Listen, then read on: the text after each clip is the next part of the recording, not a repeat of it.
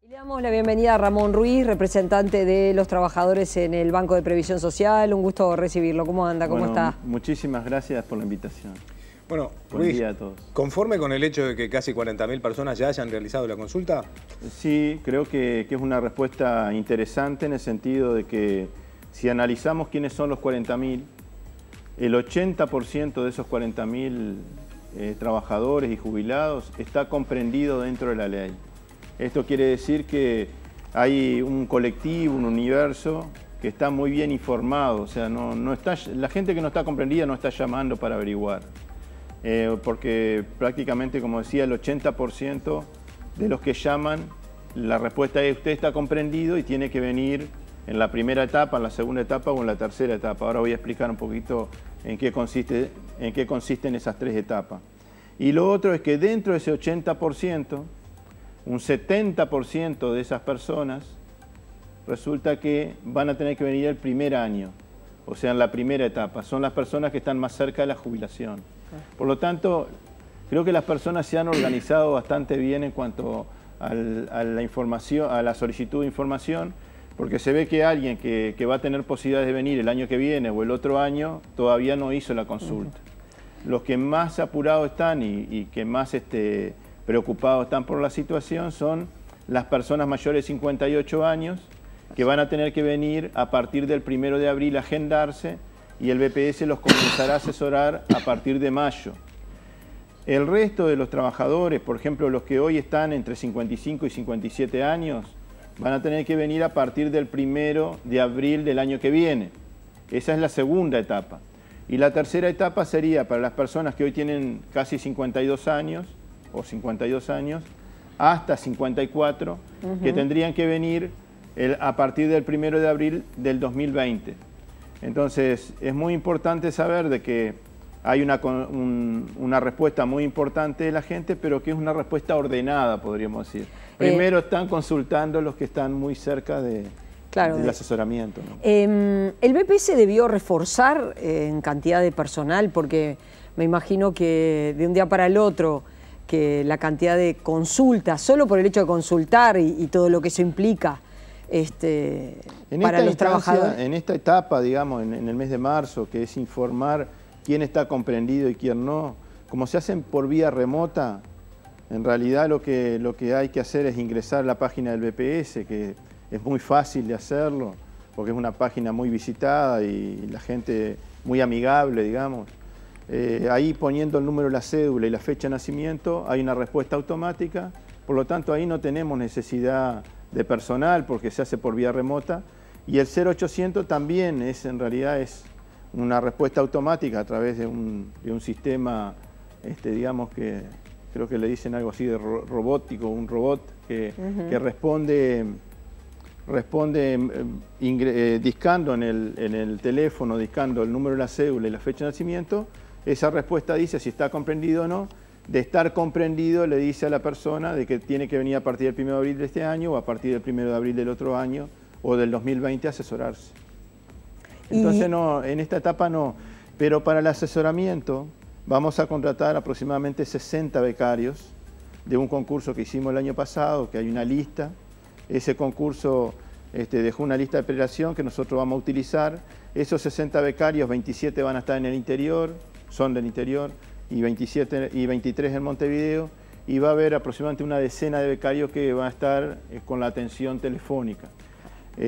Posiblemente, yo entiendo que el primer año seguramente vamos a tener que reforzar eso con funcionarios presupuestados del BPS, ¿no?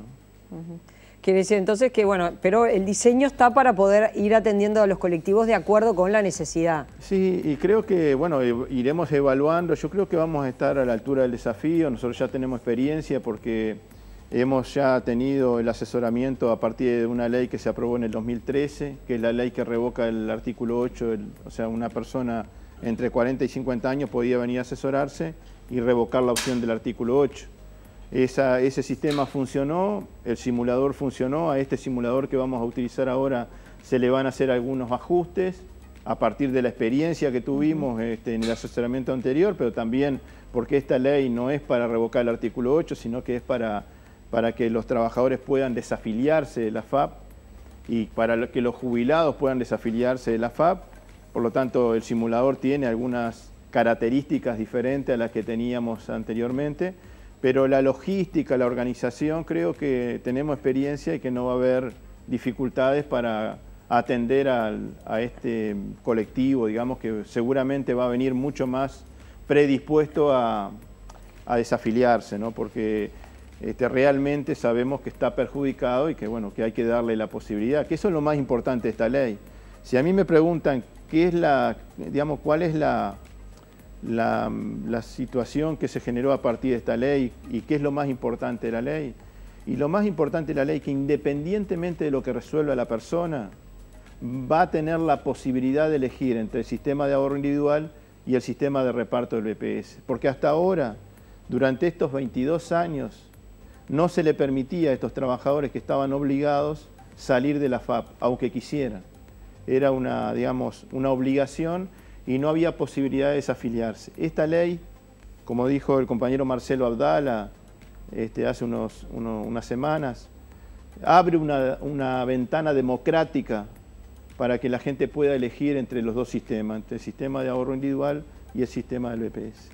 Y eso creo que es lo más importante de todo, independientemente de los números y de la opción que haga la persona. Muy bien, Ruiz. Le propongo cambiar de tema porque también la representación de los trabajadores en el Banco de Previsión Social pretende que se discuta la posibilidad de una modificación que no es menor, que es la normativa que establece el cómo y el quiénes son elegibles en las elecciones, justamente para los representantes sociales del BPS. Sí, nosotros en los primeros días de abril vamos a ir al Parlamento con un conjunto de proyectos, porque entendemos que si bien todo el mundo ya está pensando en las elecciones y hay mucho clima electoral todos los días, todavía falta para que haya cambio de gobierno, ¿no? Entonces, creemos que todavía hay margen como para aprobar algunas leyes. Y pensamos que este año una de las leyes que debería ser aprobada es un proyecto que acordamos los sectores sociales con el Poder Ejecutivo y que está en el Parlamento, hace 3 años que está en el Parlamento, para regular o para actualizar una ley que es la que establece las condiciones en las que se eligen a los directores sociales. Esa ley es una ley muy antigua y cada vez que hay elección en el BPS se produce un terremoto de declaraciones porque ese día hay gente que va, media enojada a votar porque no entiende por qué tiene que ir a votar, no hay poca información, es una elección complicada, elegimos a 3 equipos, digamos, el mismo día, el de los jubilados, el de los trabajadores, los empresarios. Algunos tienen que ir a votar a algún circuito en un orden y en el mismo circuito se vota en otro orden, o sea, hay distintas complicaciones. Además, no todos los trabajadores pueden votar, no todos los empresarios pueden votar, en el caso de los jubilados, por supuesto que sí, pero eso genera de que, por ejemplo, un trabajador que quiera votar le dice, no, usted no está habilitado y se enoja. Otro trabajador que no quiere ir a votar dice, yo estoy obligado y no quiero ir. Entonces va a haber algunos cambios para que no ocurra en esta elección lo mismo que ocurre siempre. Los políticos, sobre todo, los diputados, los senadores, las autoridades, ese día de las elecciones y al otro día hacen muchas declaraciones diciendo que horrible y después durante 5 años no se hace nada. Entonces lo que queremos es que se actualice esa ley para evitar todas las situaciones no deseadas. Por ejemplo, ¿ustedes están buscando que no sea obligatorio el voto? Nosotros decimos que en el caso de que haya una sola lista, ¿para qué va a haber elección en ese orden? Pero es distinto lo que le pregunto.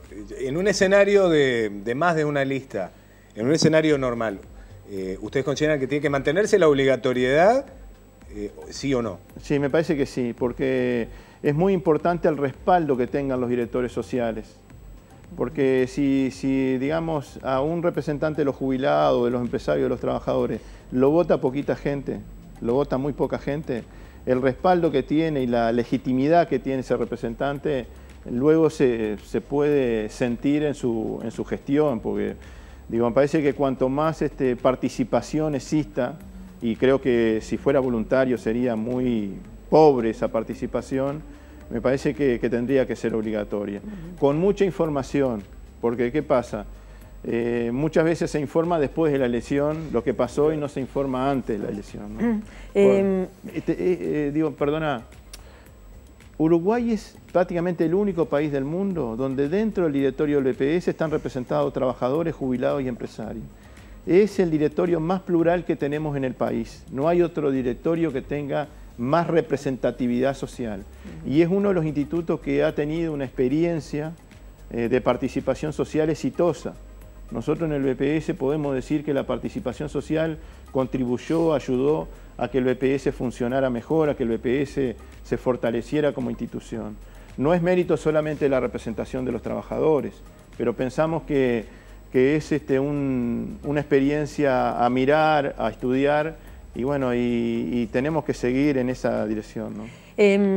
Al cierre de 2017 y en este comienzo de 2018, ¿creció el seguro de paro en el sector agropecuario? ¿No creció? Nosotros tenemos, digamos, por ahora la información de que no ha habido crecimiento del seguro de paro a nivel general y en particular del sector rural. Vimos en las redes sociales y en algún medio que había personas que estaban exhortando a que los empresarios me enviaran a sus trabajadores el seguro de paro para generar una situación de inestabilidad.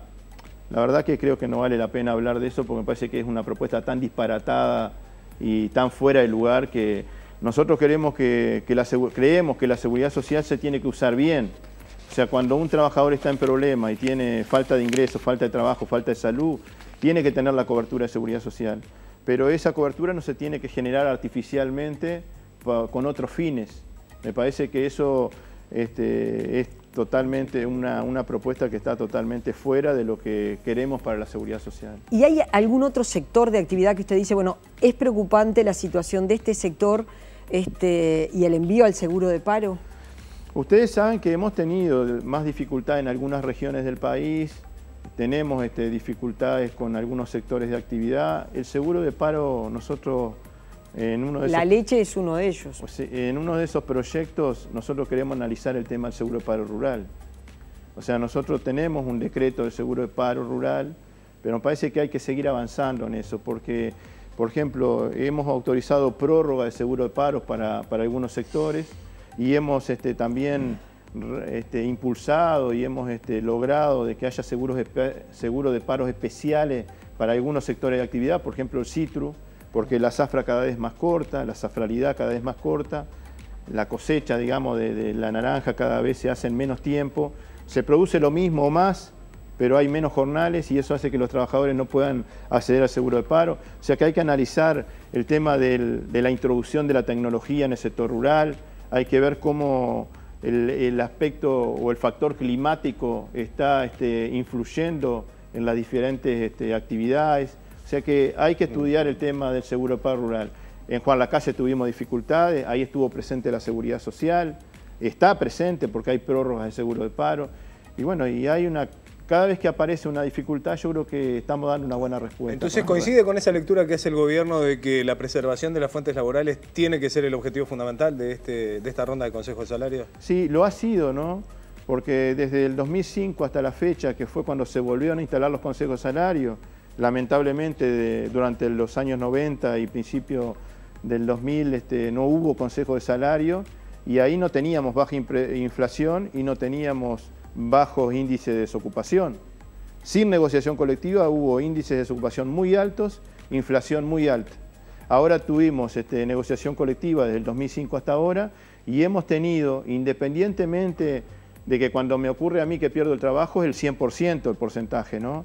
Pero en las estadísticas han sido los indicadores más bajos que históricamente, desde que hay medición, tanto en el tema de la inflación como en el tema de la desocupación. Por lo tanto, eso demuestra que puede haber crecimiento de salario y eso no pone en riesgo la desocupación, el empleo y la inflación.